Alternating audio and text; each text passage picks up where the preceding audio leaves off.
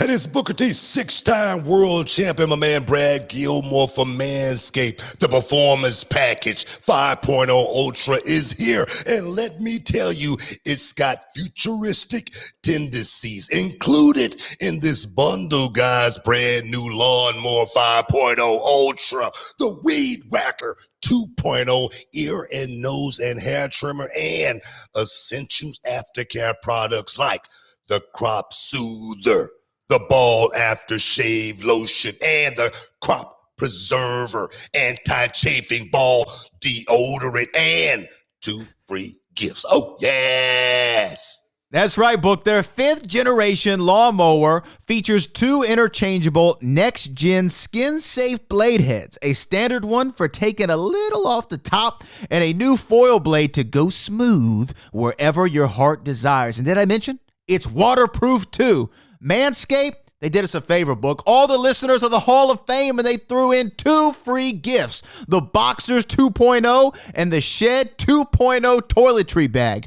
Resolutions may come and go, but a well-groomed you is here to stay with Manscaped's latest and greatest. Yeah, and start the new year off right, because when you look good, you feel good. Manscaped help you sculpt the best version of yourself for the year ahead. New year and new you, and definitely a new trimmer. Manscaped got your grooming resolutions covered. Guys, get 20% off and free shipping with the code Booker at manscaped.com. That's 20% off with free shipping at manscaped.com. Use the code Booker. Happy New Year to your balls. Sucker! And this episode is sponsored by Blue Chew. Guys, let's talk about it. Let's talk about sex. Hey, you remember when you was always ready to go? I'm talking about strapping the rocket on it, man. Going straight to the moon. I'm talking about getting it done. If you want that extra confidence, I got something for you. Listen up. BlueChew.com. Blue Chew is a unique online service that delivers the same active ingredients as Viagra, Cialis, Levitra, but in a chewable tablet at the fraction of the cost. But the great thing, Book, is you can take it any time, day or night, so you can plan ahead or be ready whenever an opportunity arises. The process is simple. You sign up at BlueChew.com, consult with one of their licensed medical providers, and once you're approved, you'll receive your prescription within days. The best part, guys, it's all done online on the internet. So there's no doctor's visit, no awkward conversations, no waiting in line at a pharmacy or any of that. And the thing is, Book, Blue Chew's tablets, they're made right here in the USA and prepared and shipped direct to your door in a discreet package, so no one is the wiser. You know, let's just get it out there, guys. Blue Chew wants to help you have better sex. Discover your options at BlueChew.com. It's like this: chew it and do it. And we've got a special deal for our listeners. Try Blue Chew absolutely free when you use promo code Booker at your checkout. Just pay $5 for shipping, man. That's BlueChew.com and use promo code and receive your first month absolutely free, man. Visit BlueChew.com. Use promo code Booker to receive your first month absolutely free. Visit BlueChew.com for more details and important safety information. And, you know, we want to thank Blue Chew for sponsoring the Hall of Fame podcast. Chew it and do it. Hey, are you ready to elevate your game and your style? Hey, this is Booker T, and together with Brad Gilmore, we're here to introduce you to something exceptional from PXG, their line of new golf apparels. Now, you already know PXG's reputation for creating some of the most high-quality, high-performance golf clubs out there. Now they've taken the same dedication to excellence and applied it to their latest apparel line. And let me tell you, they absolutely nailed it.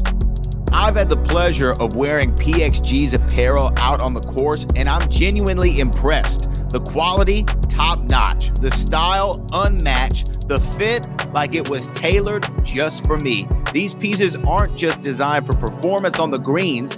They're crafted to make you look and feel your best, whether you're sealing deals in the office or enjoying a night out on the town.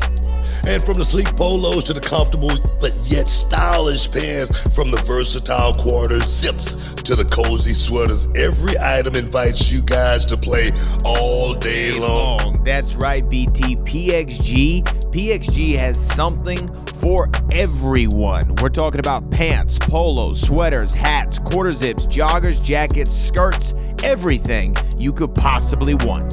You know, Book, we got some PXG gear in the mail, and I gotta tell you, I love the PXG hat. It fits just right, and that silky smooth PXG polo they sent got me feeling right out on the course. I feel like I get a couple extra yards out of my drive, and it also works real well in an office setting. I don't feel out of place, but I feel as comfortable as possible. So you tell them, BT, how can they get this PXG gear like we got? Now, here's your chance to experience the PXG difference. Don't just play the game, elevate it. Visit pxg.com/Booker T. Use the code, man, Booker T, and step your game up on and off the course. Again, elevate your style game on and off the course with PXG Spring Summer 2024 collection. Head over to pxg.com/Booker T and use the code Booker T to save 10% on all apparel. PXG, nobody makes golf's apparel quite like it. Hey, are you aware of how exposed your personal information is online? Hi, I'm Booker T alongside Brad Gilmore, and we've delved into the digital realm to discover just how much our privacy data is out there for the taking. You'd be surprised, or maybe even alarmed at what we found. We did a simple Google search of our name and email addresses, and the results were eye-opening. Our personal information, from full name to home addresses and even health records, was all laid to bear. It's unsettling to think that this information can be sold to data brokers, making us a target for scammers and spammers. And Book, that's where Aura comes in. A service we've both been using and genuinely endorse. Aura scans these data brokers and reveals who's selling your information, then helps you opt out automatically. When I checked my Aura account, I was shocked to see the number of brokers that had my details on file. But it's not just about reducing spam. This is about safeguarding our digital lives. Hackers can exploit this information to breach our social media, bank accounts, and more. Aura's comprehensive protection, which includes antivirus, VPN, password management, and even identity theft insurance, offers a robust shield against these intrusions. Think of it this way. You wouldn't secure just the front door of your home and leave the back door wide open, right? That's why relying on a piecemeal solution isn't enough. Aura provides an all-encompassing security suite that's always on, ensuring my peace of mind. We're not just talking about protection, we're talking about convenience. All of these features come in one package, easy to set up without the hassle of juggling multiple apps. So, if you value your privacy as much as we do, consider giving Aura a try. Guys, visit aura.com/Booker T to start your 2-week free trial. It's time to take control of your online presence and secure your digital world.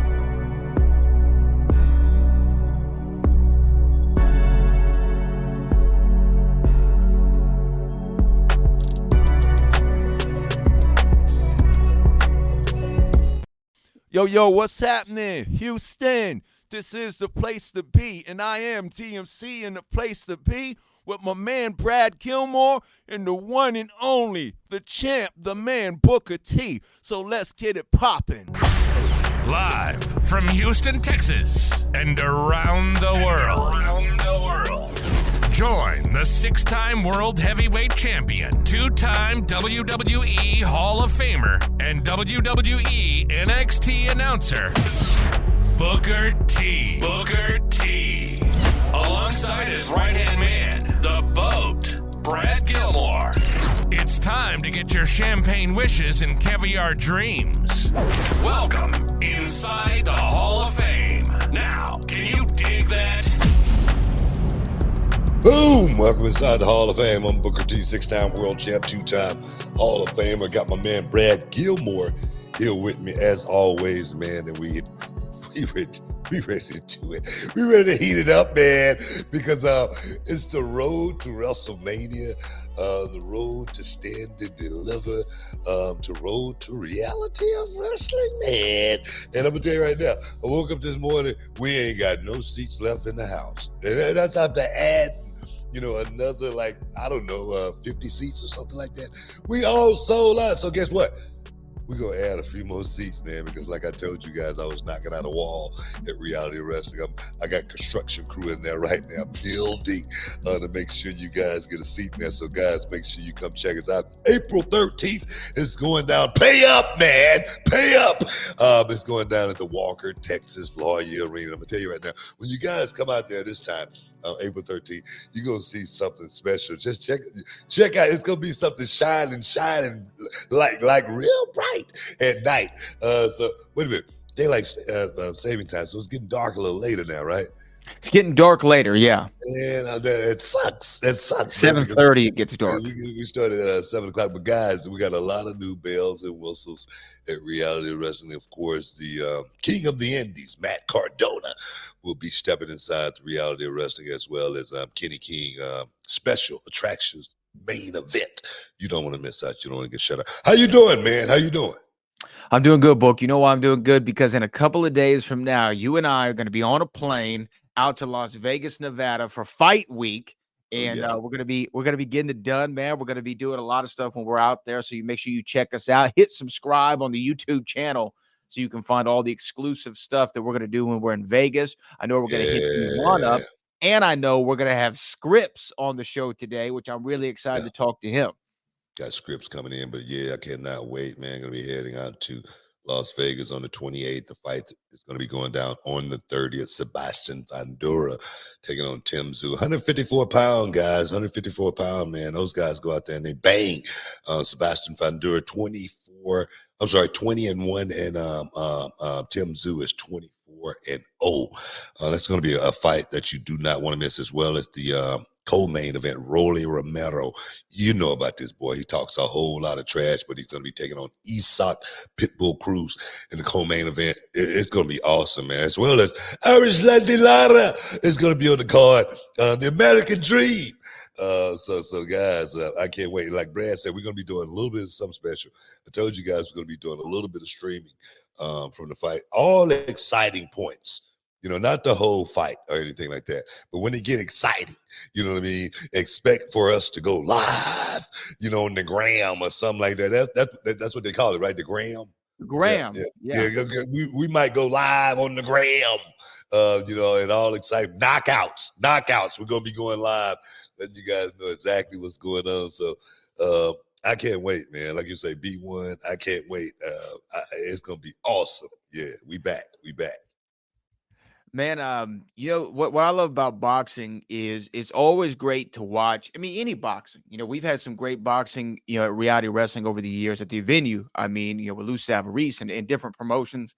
It's always great to see boxing anywhere, but something about it being in Las Vegas just adds a little extra element to it. Because we've been to fights in Los Angeles, we've been to fights in Dallas, we've been to fights here in Houston. But something about that Vegas atmosphere adds a little something about it. And, we're actually getting a boxing question real quick. Do you mind if we field this? Because I do want to know your thoughts on this. Let's do it. This is from Chuck PCville Boxing. It says, Book, your thoughts on Canelo demanding 150 to 200 million to fight Benavidez. That's it. That's a cash out, man. That's all that is. He said, man, look, this is going to be the one. I already know what's going to happen. You know what I mean? So if I can get as much money as I possibly can on this deal, that's exactly what I'm going to do. I don't see Canelo having, the advantage over Benavidez at all. That could actually be a one-sided fight after, 5 rounds. It really could. That kid, Benavidez, he is truly a monster. He really is. So I feel like that's just Canelo saying, look, if I'm going to fight him, I want to get as much money as I possibly can and walk away from the sport. And let me ask you this too, to follow up on what we're going to see this weekend, because Keith One-Time Thurman was going to be in the main event, pulled out because of an injury to his bicep. Where do you think that leaves his career moving forward? I mean, do we see him back? Because a bicep can be pretty damaging, especially when you're in a sport with just your arms. Yeah, that's true. But we saw Keith Thurman go out for quite some time. He was out of the game for a couple of With his years, I yeah. think.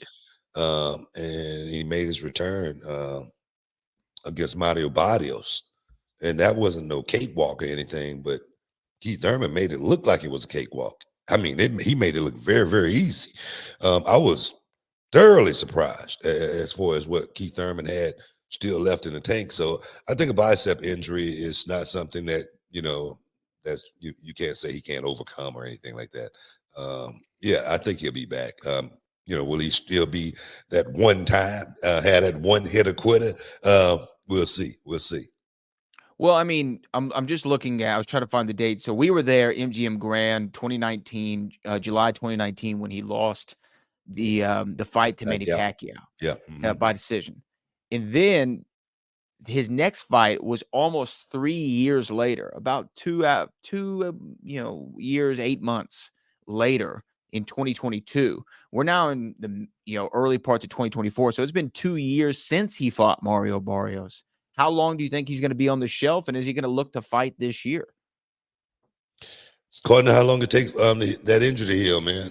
This is a big blow right here. But then again, it could be a blessing in disguise, man. Just because Tim Tszyu ain't no joke.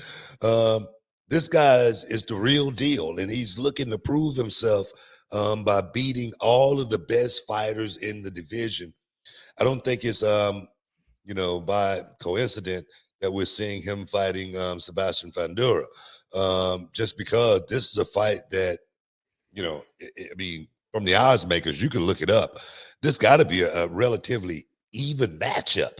And for him to step into that fire, even after Sebastian Fundora got knocked out by Mendoza, I still think Sebastian Fundora is top notch.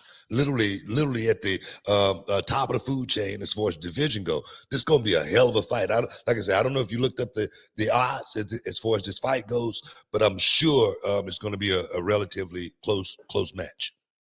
Yeah, I'm trying to pull them up here as we're fighting. At the time that we're doing this, let's see. Tszyu is a minus 525 favorite. Sebastian Fundora plus 370. So 100 wins you 370 with Fundora. I'm surprised. You got to bet 525 to win 100 if you're going with it. Yeah. I'm surprised just because me personally, I know Tim Tszyu is a slugger. I mean, he's a boxer puncher as well. Very high fight IQ. But everybody up until the knockout pretty much was beaten to a pulp by Sebastian Fundora. So I'm looking forward to actually seeing that fight, man. Like I say, the co-main event, Romero, Pitbull Cruz, definitely looking forward to seeing that one as well. Yeah, so a lot of fights going on in Las Vegas, this weekend, and I'm excited that we're going to be joining the fray. But also, Book, we're still on the road to WrestleMania because WrestleMania is 14 days away, something like that. We're going to be in Philadelphia here in just a couple weeks. It's going to go from coast to coast here. Yeah, man, and it's heating up. It's heating up. I was reading some stuff, about The Rock. The Rock causing a big problem for WrestleMania, being the ultimate bad guy right now. A lot of people got a lot of things to say about, The Rock. And I mean personally, like I said, I commented on it as far as I think The Rock is doing some really, really great work as far as being the heel's heel, not buying into the way people look at it today, but the way he went out and did it back in the day and seeing if it still works, and me personally, from the outside looking in, it's got everybody buzzing. Everybody's, talking about what's going on. And for me, I think this is one of the most intriguing WrestleMania seasons that we've been in quite some time. Yeah, I agree. I agree. And you know what? Shout out to that man, Roman Reigns and Cody Rhodes are going to be the first two guys to ever main event both nights of WrestleMania, back-to-back main events for those guys pulling double duty. You know what double duty means, Book? Double the pay. You know what I mean? Yeah, Give me a little check Oh, here, a little yeah, check there. man. It's time to get that paper, baby. It's time to get it. Heck yeah, man. We got to take a break. But we do got a special guest, Scripts from NXT. We're going to be stepping inside the Hall of Fame, getting a little champagne, wishes, caviar drinks. We got to take a quick break. Stick around. You're in the Hall of Fame. We'll be back in a minute. Can you dig it, sucker? And this episode is sponsored by Blue Chew. Guys, let's talk about it. Let's talk about sex. Hey, you remember when you was always ready to go? I'm talking about strapping the rocket on it, man. Going straight to the moon. I'm talking about getting it done. If you want that extra confidence, I got something for you. Listen up. BlueChew.com. Blue Chew is a unique online service that delivers the same active ingredients as Viagra, Cialis, Levitra, but in a chewable tablet at the fraction of the cost. But the great thing, Book, is you can take it any time, day or night, so you can plan ahead or be ready whenever an opportunity arises. The process is simple. You sign up at BlueChew.com, consult with one of their licensed medical providers, and once you're approved, you'll receive your prescription within days. The best part, guys, it's all done online on the internet. So there's no doctor's visit, no awkward conversations, no waiting in line at a pharmacy or any of that. And the thing is, Book, Blue Chew's tablets, they're made right here in the USA and prepared and shipped direct to your door in a discreet package, so no one is the wiser. You know, let's just get it out there, guys. Blue Chew wants to help you have better sex. Discover your options at BlueChew.com. It's like this. Chew it and do it. And we've got a special deal for our listeners. Try Blue Chew absolutely free when you use promo code Booker at your checkout. Just pay $5 for shipping, man. That's BlueChew.com. Use promo code Booker to receive your first month absolutely free. Visit BlueChew.com for more details and important safety information. And, you know, we want to thank Blue Chew for sponsoring the Hall of Fame podcast. Chew it and do it. Boom. Welcome back inside the Hall of Fame, man. We got our guest, man. We got him. We do. We got him. We got him. Hey, I'm stepping inside the Hall of Fame from NXT star right now. He's managing the Out the Mud man. Two bad boys, Nima and Price. Welcome in right now to the show. My main man, Scripts. What's up, man? What's up, fellas? How you guys doing? Hey, man, we're doing good, man. We're doing real good, man. I just wanted to get you inside the Hall of Fame, get a little champagne wishes, a little caviar dreams. You know what? You know how it is, man. By the time we leave today, everybody's going to be intoxicated of some Hall of Fame action. But no, man, you got a very interesting story, man. That's why I want to get you in and talk to you a little bit because, kind of like myself, you came up the hard way. And the thing is, people can see you on television, on a weekly basis, and they can think, oh, man, he's got a silver spoon. And he came up with it. He got it all, But for me, I always say, man, I know what it's like to live with the lights off. I know what it's like, to have, rats and roaches running around, you know what I mean? So everything I got, man, is like a blessing. And then to hear your story, it definitely, I think it's something that, some young man, some young female out there, they need to hear it more than anything, because just like on the, the movie, Beowulf, they say, give this man a gold piece. He has a story to tell. Big facts, Book. Big facts. No, man. But talk to me, man, about your upbringing, man, because it's like I said, it's definitely touching. So I'm gonna say this first, Book. How real can we get on this podcast? We get all the way real, man. We get all the way funky, like they say, huh? We're gonna get real. Yeah, most definitely. We're gonna pull some layers back, most definitely. So I'm originally from St. Louis, Missouri, Midwest boy, born and raised. I'm one of 8. one of 8. I got 4 sisters and 3 brothers, raised by a single grandmother. My mom died when I was 3 years old from drug abuse, and I never knew my dad. The only thing I heard about my dad was from people around the neighborhood and some family members. They just told me that he was a big drug dealer, and he had people take their clothes off to come into his house. But I never met him. Didn't know anything about him. But that's the full extent of what I know about my parents. Mom drug dealer, my mom drug abuser, dad drug dealer. But by the grace of God, my grandmother, she raised all 8 of us. She didn't let us go into the system. She kept us all together. And she had just finished raising, 6 kids of her own. All her kids were grown. And then she just started over, and she said, I'm not going to let none of my kids go into the system. They're going to keep them with me.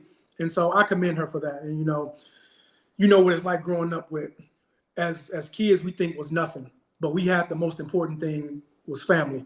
We had each other. We always had food on our table. We may have some Shacks on our feet, some Reeboks, but we had clothes on our backs and shoes on our feet. And so, like I said, I don't really know how she did it, but she did it. She made it work.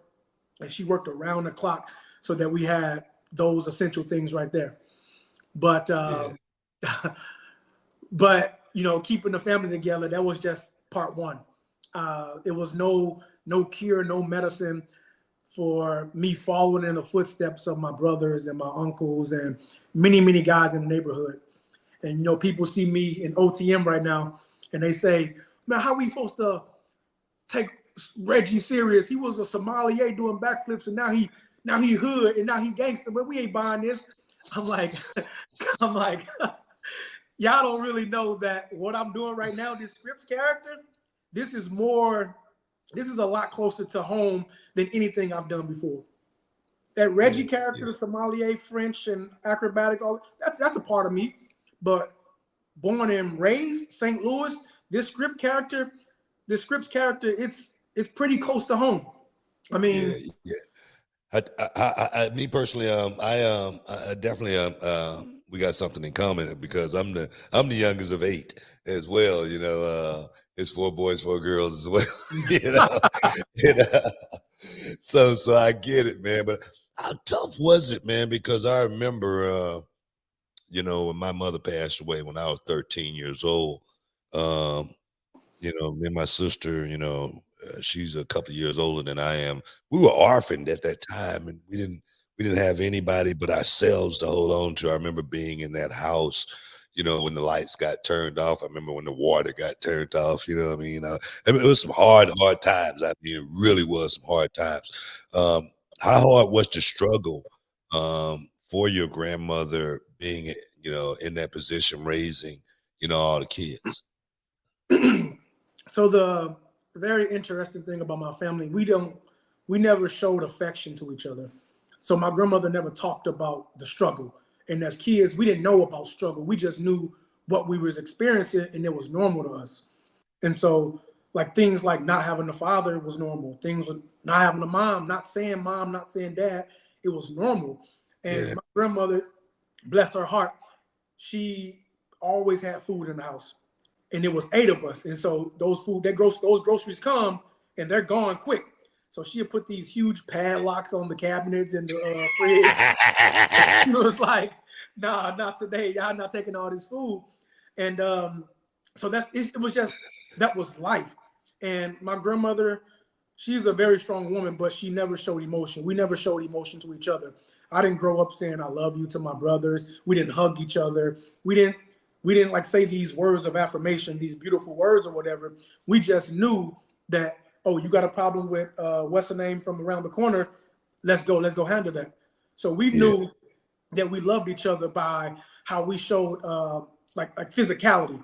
I always had my sister's back, and we had each other's back and things like that. And so like it was tough, but being in it, you don't know what's tough or what's not. You just know this is life. I didn't know that my life was difficult and different until I stepped outside of that circle and started experiencing a lot of different things in life. And that's when the real struggles became evident for me. I always said when I was a kid, growing up, and the way I used to rationale it was, you never miss what you never had. But you miss it. You miss it. You know what I mean? You just, you just got to put yourself in that mode. You know what I mean? Of course. And to actually, that's that survival mechanism that kicks in, to help you get to that next level. Man, I didn't know what I was going to do when I was coming up as a kid. I quit school, of course, went to prison, whatnot, and I was just trying to figure out how to find myself. How'd you find yourself? And say, man, I don't want to fall in those pitfalls. I know I didn't want to fall in those pitfalls. I saw the drugs, I saw the pimps, prostitutes, I saw all of that stuff, and I didn't want to be that. I knew I didn't want to be that. Even though I still ended up going to prison, I still knew even when I was behind bars, I was like, man, this is not me. I'm like, I don't like this. To get up out of here. How did you find yourself and not fall into those pitfalls? Man, excuse me. Booker, when I tell you this journey is so long and so bumpy, I at a young age, and when I say young, I'm talking about 6 or 7. I knew exactly where my life was headed. I had the only males in my family were drug dealers, gang members, and they're just D-boys. And so automatically I said, oh, this is what my life is supposed to be. I had some teachers in like the 4th grade asked me what I want to be with my life. And, we gave the little vague answers: football player, basketball player, rapper. All kids from where we come from, they say those 3 things because we don't know anything else. And so I just assumed that my life would be the exact same life that my brothers were living. But then, and I was actually okay with that because I didn't see another way of living. But then I went to this program called Life Stones, Live for Life Academy. It was something like that. I can't remember it. And it was a program for high-risk youth. And they basically took us to this facility after school, and we stayed there for like 2 hours or whatever after school. And after the 5 or 8 weeks or whatever it was, we were assigned these mentors. And I got this older white woman, and they were saying, oh, you have to spend 10 hours for 10 weeks with your student. And I said, all right, cool. So I spent the time with her. She started coming to my school. Immediately, I was embarrassed because I had this white woman coming to my school around all my black friends, and I'm in a predominantly black neighborhood. So we don't have anyone else outside of our race in our community. So that was a target to be picked on. And so after the first 2 weeks, I said, nah, I don't want to be bothered with you. Let's just discontinue our relationship right now. But that was the first person that never gave up on me. After I pushed her to the side, she came back to my school saying, why doesn't he want me in his life? All the kids were picking on him from having a mentor. And so she said, all right, let's meet up after school. Meet up on the weekends. And so she asked me, what do you like to do? And I said, in a very shy little voice, I like to flip. And she would just watch me flip in the gymnasium and go to different places and watch me flip or whatever. And then she took me to a circus at 11 years old. And hold it right there. We got to take a quick break. Okay. 11 years old is when it pretty much all started. Hey guys, stick around. You're in the Hall of Fame, man. We got scripts. We'll be back in a second.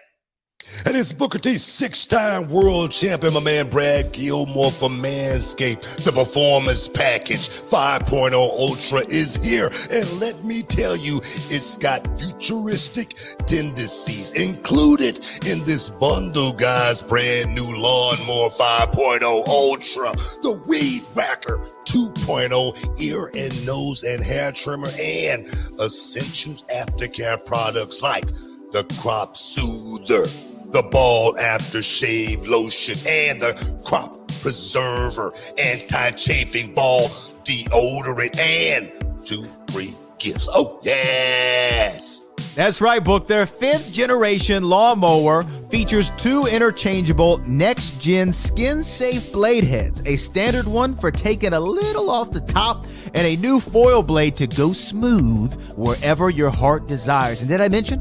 It's waterproof too.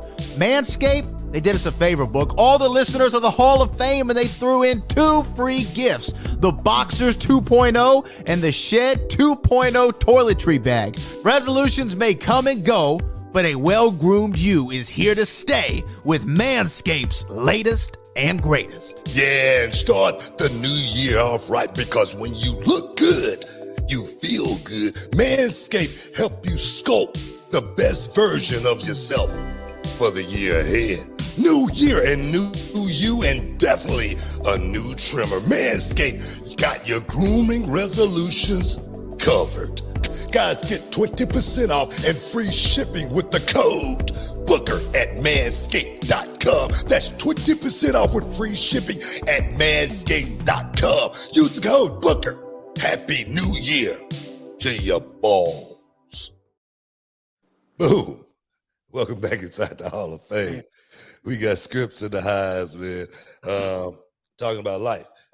Somebody out there listening to this definitely can get something out of this, because you just never know. You just never know who's been in that same position that you've been in, and how you can draw that inspiration more than anything. But talk to me, like you said, it started when you was 11 years old, when everything pretty much changed for you. Yeah, she took me to my first circus show at 11 years old. It was on Grand and Del Mar. It was a white and red big circus tent, big chapiteau. And you know how it is. When something is introduced that's new, that's different, that you don't know anything about, you immediately withdraw from it. And that's what I did. She took me in. I'm watching the shows. I see like a bunch of clowns, animals. I smell like horse poop and all of this stuff. I'm just like, man, what is this? I'm like watching this, very uncomfortable. And she saw my face and she said, are you okay? I said, no, I'm just very uncomfortable being here. Can we leave? And she said, are you sure? I said, yeah, I really want to leave this place. And we left. But what I didn't know, she was taking me there to meet up with a woman named Jessica Hentoff.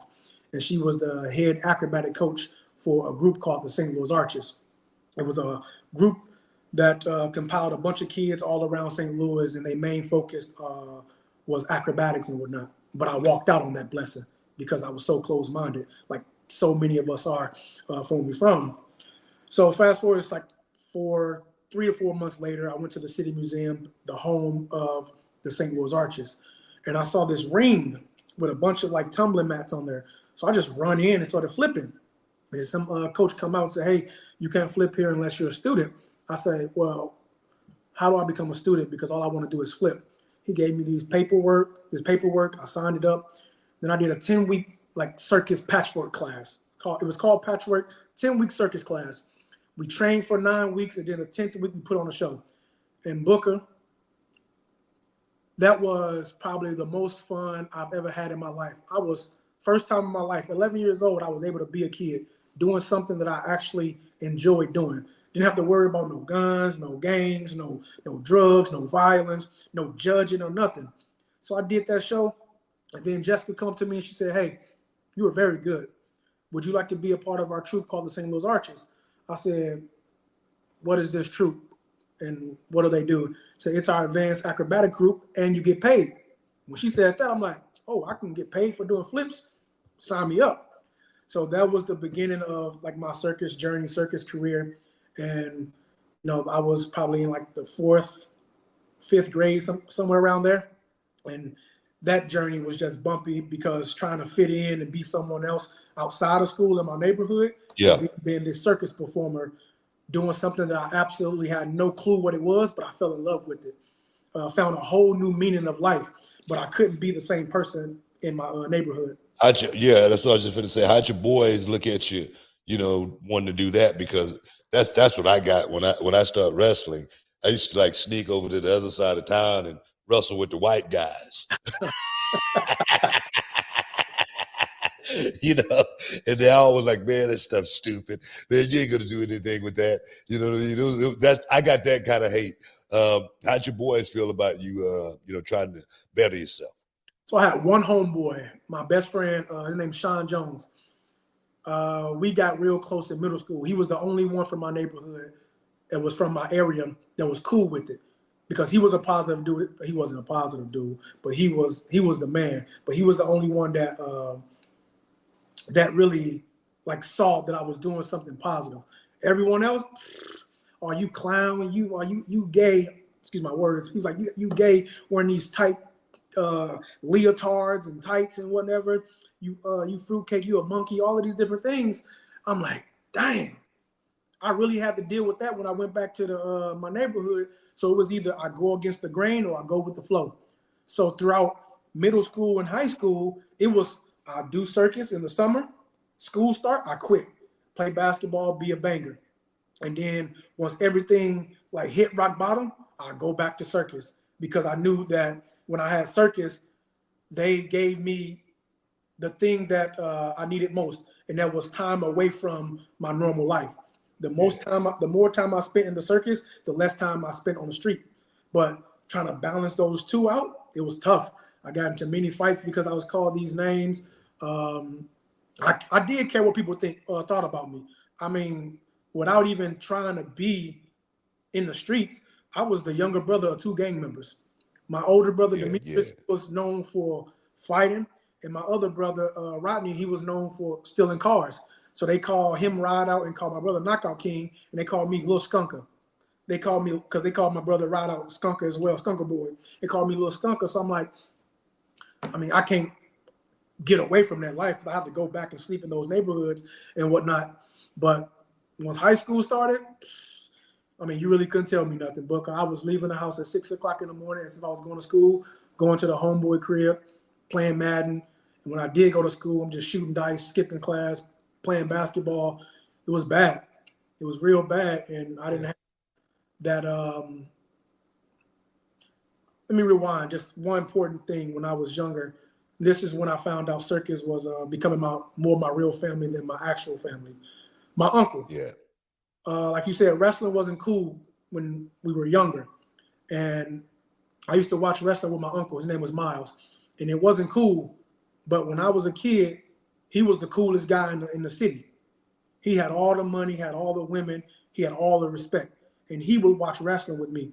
And so for me, I'm like, oh, people don't like wrestling. They can say what they want to say, but he the man. So that was our thing. And I remember he got killed in my bedroom. He got his face blown off with a shotgun. I see his fingers blown off, and he's just twitching. And next to my bed, my bunk bed, the leg was covered in his blood. And I'm what, 13, 14 years old. And I dealt with that for like a month. 2 weeks, I couldn't sleep in my room. And my circus coach, she took me to her house and she let me stay with her until everything kind of like died down. And she would take me from like the complete opposite end of the city to the north side to school every morning, pick me up and things like that. And she wasn't a big fan of wrestling or fighting or whatever, so she never let me watch it in her house. But when I got back, I tried to turn the TV on and watch Monday or Thursday, whatever, SmackDown or Raw, I don't know which one. When I turned it on, I had this feeling in my stomach, and I couldn't fathom to watch wrestling because the only thing that I had with my uncle was we watched wrestling together on Mondays and Thursdays. And so once that happened, I stopped watching wrestling because it was too painful. The coolest guy that I knew that watched wrestling with me, he's gone. So it was no wrestling, no circus. It was back and forth, back and forth, back and forth. And then my junior year, I got into a gang fight, and that sent me rock bottom. I didn't spend a lot of time in prison, but I was in the Justice Center for like 3 days, my junior year of high school. And when I tell you, there was enough time for me to say, oh yeah, nah, I can't do this. I can't sit in this cell. The thing that's most important to me, my time, my freedom, I was going crazy in there. And I was just in there holding. I ain't never did no real time, but those 3 days book, I said, yeah, I ain't doing this. But I said, no way.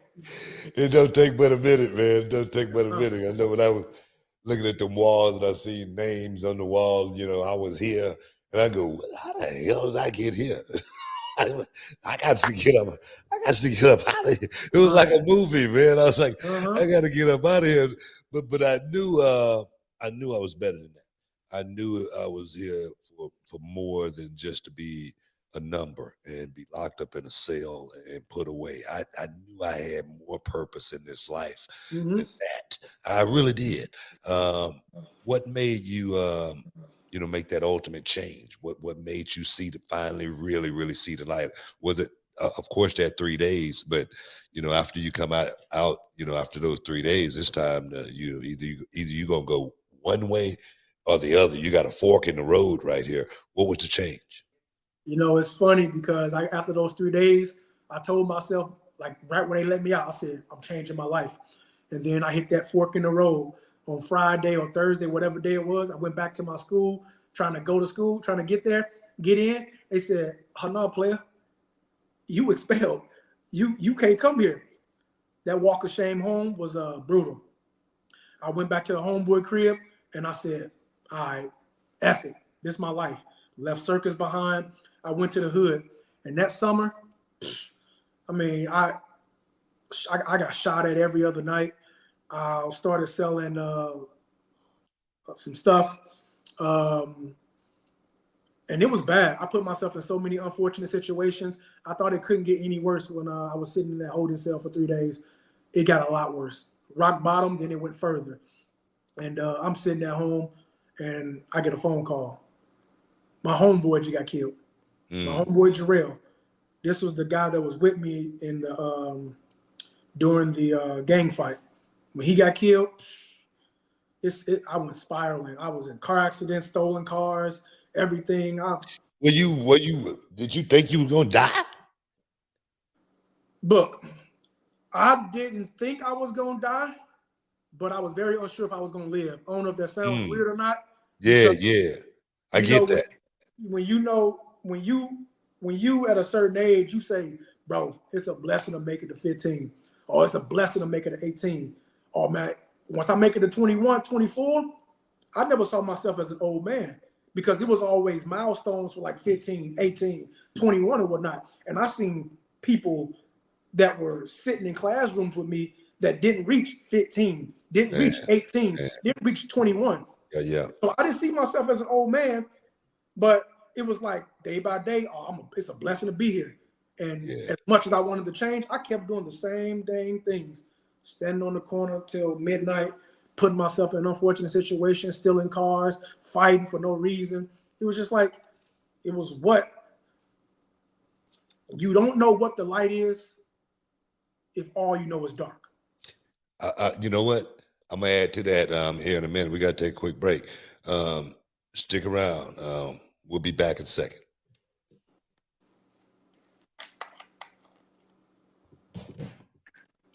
Oh, I guess we ain't gonna be taking a break. She's a business owner and a former beauty queen. She sure is, and she also performed with the godfather of soul himself. Now she's changing people's lives. Sharmell Huffman doesn't do this for fame or fortune. She says it's what we all should do to help each other. And I was honored to sit down and talk with this incredible superstar for our 2024 Remarkable Women finalists.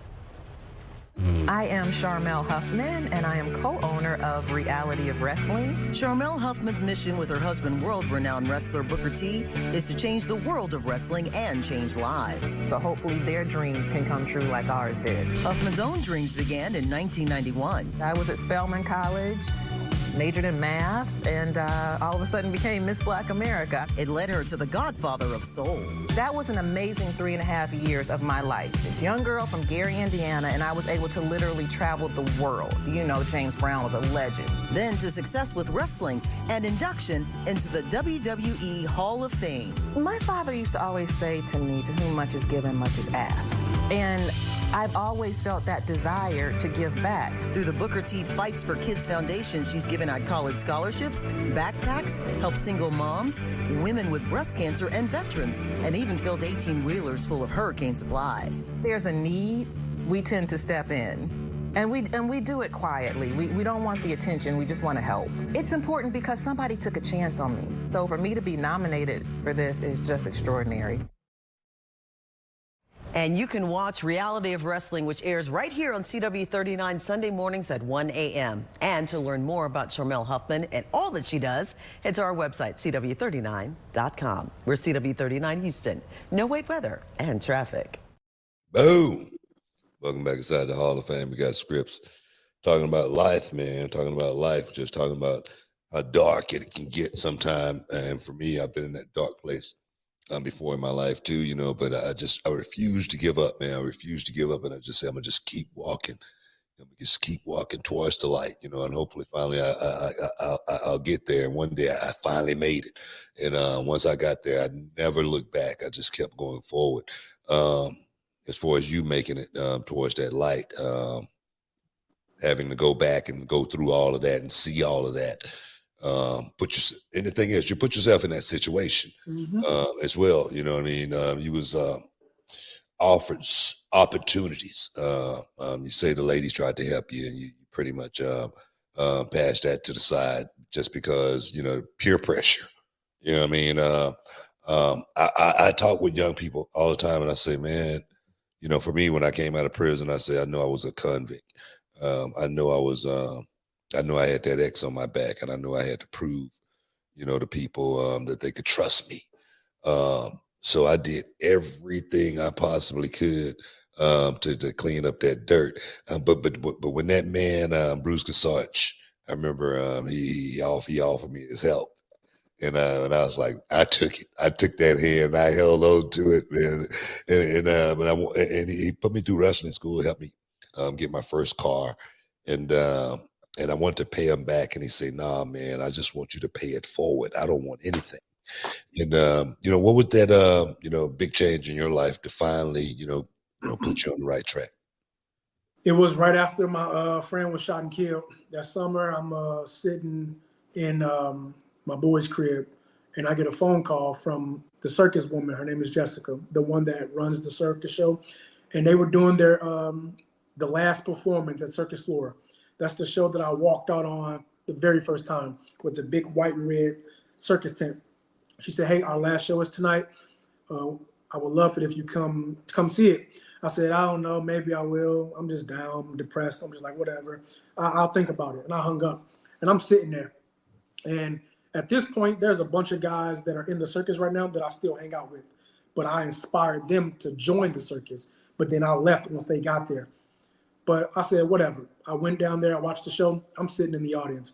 And I saw the joy on their faces. But I saw all the joy they were having. I saw the crowd just laughing and cheering and whatnot. And then I feel like something in me, I feel like I was the only person in that circus show, in the audience. It was dark around me, and I just saw that light in the ring, and something in me said, "What are you doing? Like this woman has given you a way out of your situation, and you're constantly throwing it back in her face."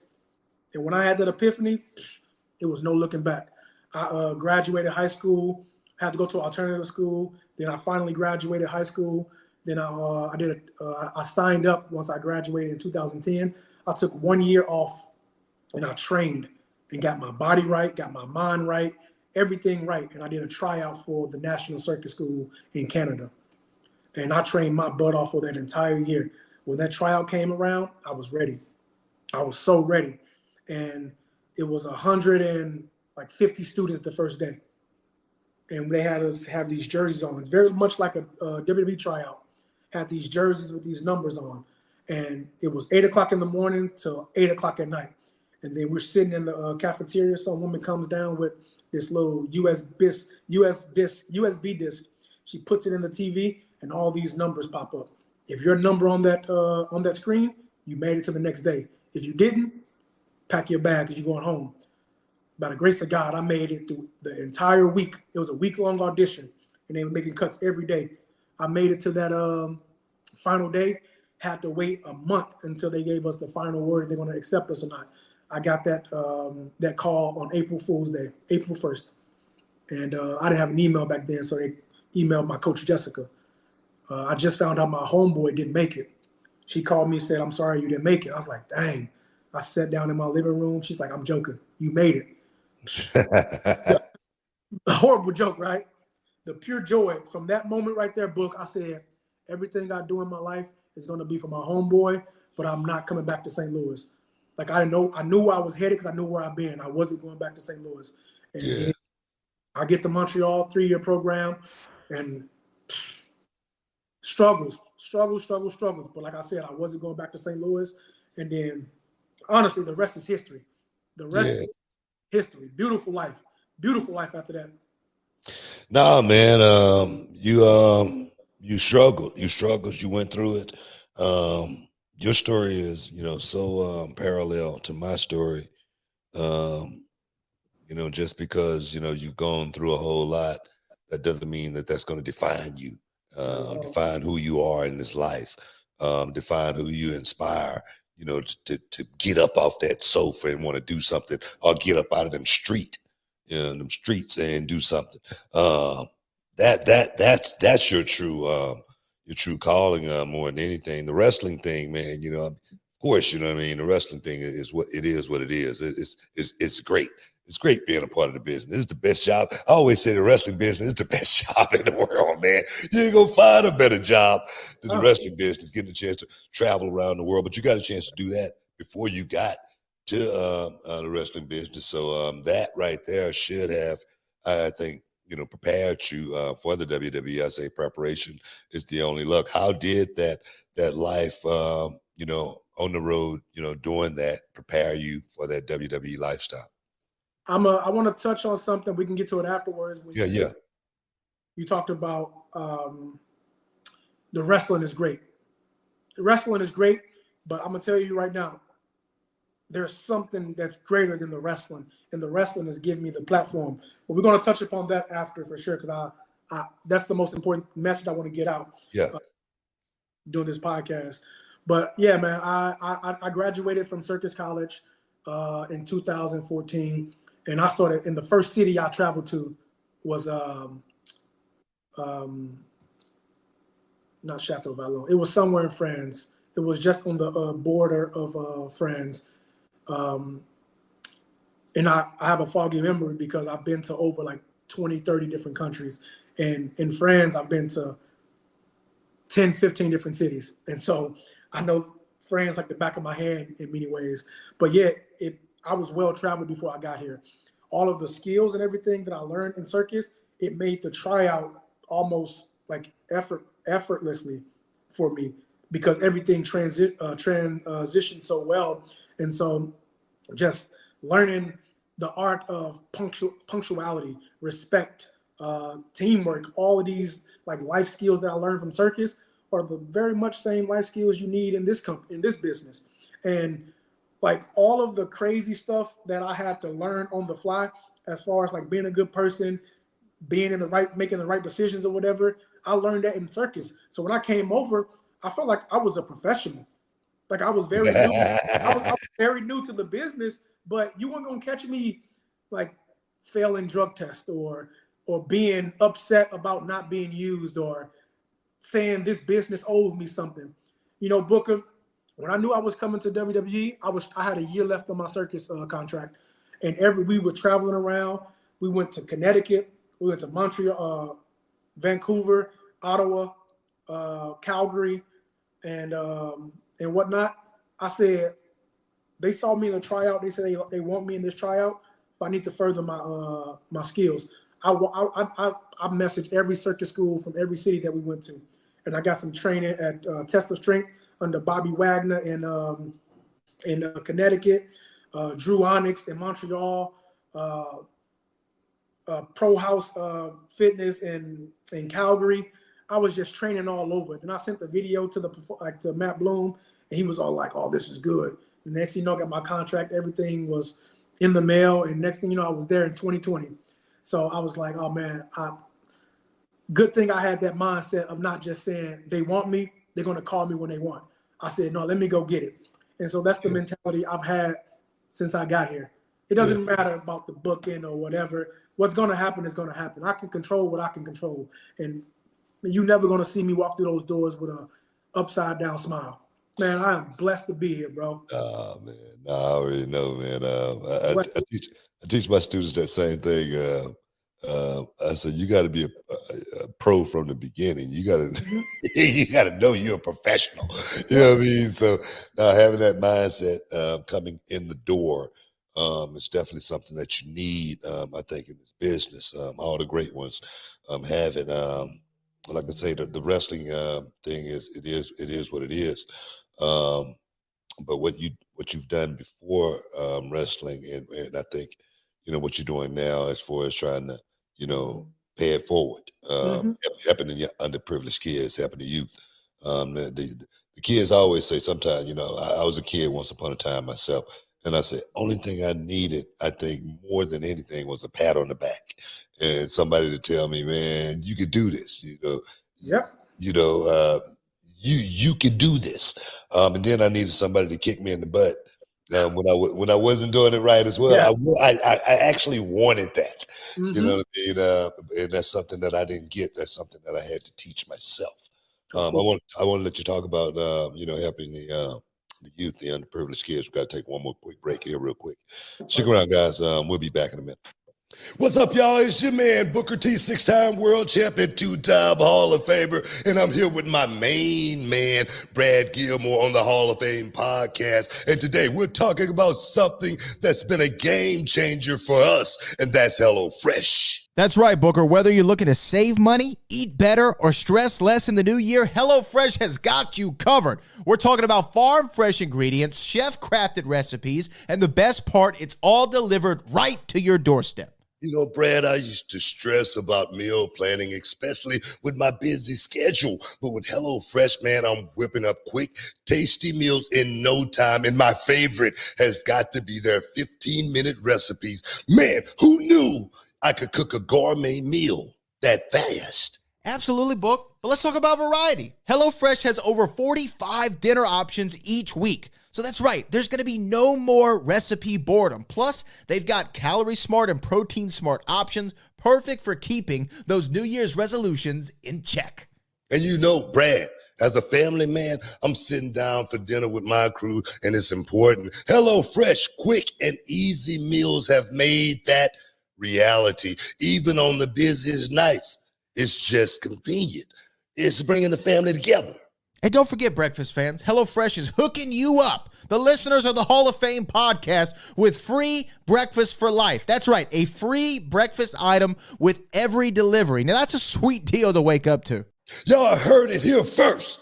Go to HelloFresh.com/BookerFree and use the code, man, BookerFree, to get your free breakfast for life. Remember, one breakfast item per box while your subscription is active. Oh, yeah, man. That's HelloFresh.com/BookerFree with the code BookerFree. Don't miss out on America's #1 meal kit.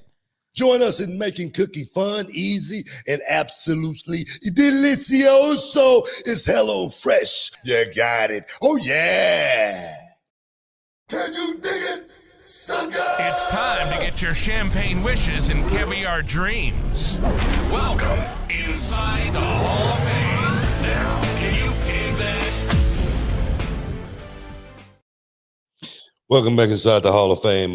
Got Scripts here inside the Hall of Fame. Getting a little champagne wishes, caviar dreams, but I know he got to get out of here. He's got work to do. He's a busy man. But I do want to let you talk about your efforts and helping the underprivileged. Yes, sir. I mean, you touched on it early on. You said your coach told you when you asked how can you repay him, he said pay it forward. I asked my coach the exact same thing, Booker. My circus coach, Warren Bacon, acrobatic coach, he was the man that helped me pay for my flight, my room and board when I got to the tryout and everything. Always just been a big proponent in my life of just helping me. And so I said, man, how do I repay you? He said, my job is complete. I've given him the son that he always wanted, and just pay it forward. And so throughout my entire journey in the circus, I always go back to St. Louis, help the kids. I teach the kids, I give back to the community in that way. And, when I left Cirque du Soleil, I was searching for a bigger purpose. And then I came to WWE and I said, oh man, this is the best time to be a wrestler. This is the best time to be a part of the company. The company has evolved from just a wrestling show. It's much more than that. And I said, the wrestling is great. I would love to be world champion one day, tag team champion, whatever. I would love to be champion in this company one day. I actually am 24/7, but that's neither here or there. But I would love to be champion in this company. But the thing I love more is I want to be that light for every kid in the world that doesn't have it. So I'm like, use me, abuse me in the best way possible. Put me in front of all of the little kids that want to be inspired. Take me to all the different communities and just let me speak to these kids, because all these kids need book is someone that looks like them and that's going through the same things as them to say, you can do it. Yeah. You can be anything you want to be. I've had people come to my school, but they didn't look like me. They weren't walking those streets like me. I'm like, we saw our first black president. And now every little black kid in the world can say, oh man, I can really be president of the United States. Representation is key. Yeah, and so that's what it's all about. Like, I can care less about what I accomplish in the ring. It would be great, but that's not where my priority lies. My priority is to be that father figure, that light, that thing for so many kids. I'm in the process. I just finished writing everything up. My organization that I'm starting, it's called RBB, Rise Beyond Borders, where our mission is to empower at-risk youth with the tools and resources they need to break the cycle of adversity and create a life map to a brighter future. Booker, that's all I want to do in this world. Like, once you, like, I live comfortably. My fiance, my kids, they have everything they need in the world. I have everything I need in the world. I don't need more. I just need to be able to do stuff for people that don't have the luxuries that I have right now, the luxuries that I didn't have as a kid. And so that's what that organization is going to be. It's going to be opening these kids' eyes and putting them around people and around different professions to where they say, I didn't even know there was an option. Yeah. Because as a kid, I didn't know circus was an option. I didn't think circus was going to take me all around the world. Mm-hmm. Like, even with wrestling, like, I'm like, oh, this is a dream that I never knew I could even achieve when I was a kid. Yeah. And now I'm here. Mm-hmm. So I wasn't able to see myself as a 25-year-old boy or 18-year-old boy until I got there. But once I got out of that cycle, I see myself as a 70, 80-year-old man. Yeah. It's incredible, Booker. Yeah. From not being able to go 2 streets over because of rival gangs, I was traveling the world as an acrobat. Hey, man, that's for believing in yourself, putting in the work, and knowing that, it's still yet so much work yet to be done. Mm-hmm. The journey is just beginning. And for you to be able to, share that story with me, man, is very, very important for young people, especially young people of color like you and I, to be able to see that, with a little bit of hard work, being in the right place at the right time, having someone believe in me, I might break up out of this cycle. And the thing is, we hear about it all the time. We hear about, these kids in Chicago, these kids in St. Louis, the gangbangers. And I always say, if you got a gangbanger, he could be the leader of the gang. And he have a little baby with his girl. Don't think for a second that he don't want that kid to go to college, finish school, go to college and get a great job. But if those opportunities aren't there for him, they're going to press him right into the gang and say, baby, let's roll and do what we got to do. That's just the nature of the beast. That's the lifestyle in the hood. So for me, man, I really, really, truly appreciate, you kicking it with me and giving me some time. You got a comic book coming out, right? You talk about doing a comic book. I couldn't even read in high school and write in high school. And now I have a comic book. I have an autobiography that's in audio form, Audible. I have a TV show that the pilot episode is finished. I started writing another a movie for a short film that me and my boy want to film. 2 children's books, comic book, all Booker.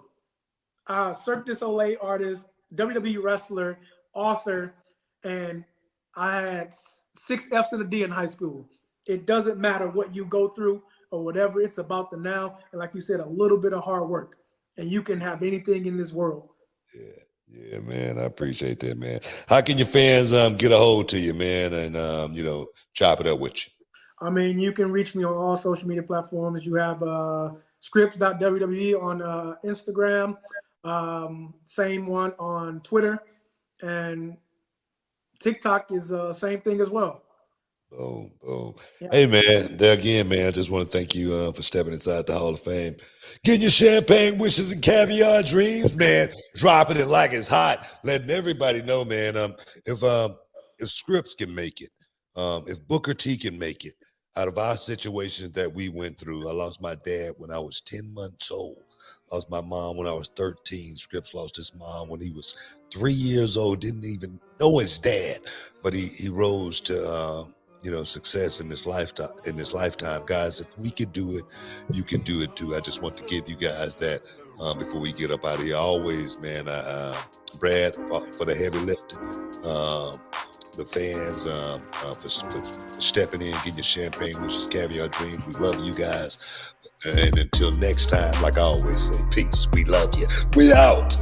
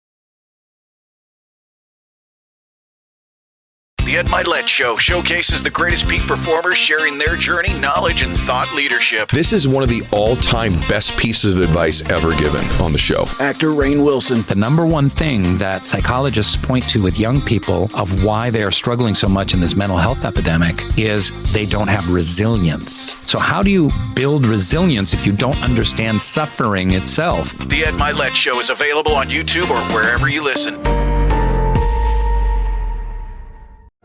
Hi there. Sorry for the interruption, but are you enjoying this show on Google Podcasts? You should know that the Google Podcasts app is going away this spring. That's right, going away, gone as in no longer available. You can still enjoy this show elsewhere though. Try out Spotify or Amazon Music, or maybe TuneIn is more your style. Whatever app you switch to, be sure to follow so you never miss the next episode. And thanks for listening, wherever you listen.